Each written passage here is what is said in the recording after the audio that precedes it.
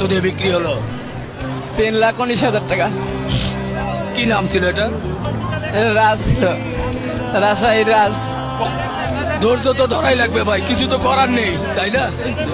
আপনি মন থেকে তো ছাড়তেই হবে, কিছু করার নেই। অবশ্যই ছাড়তে হবে। আপনি কি এরকম বড় গরু আরো পালন করেন? না, এটাই প্রথম জীবনের। আপনার সন্তানের মতো? যে সন্তানের মতো একবারে। আপনার ছেলে মেয়ে কয়জন? 2 ছেলে 1 মেয়ে। এটা একটা সন্তানের মতো ছিল মনে হয়। এটা একটা সন্তানের, সেই তো আনন্দের বিষয়। গরুর ভিতরে, গড়ার ভিতরে গেলে না, ডাক দেওয়া মাত্রই আমার দিকে লক্ষ্য রাখে। দেখছেন না কেমনে আছে?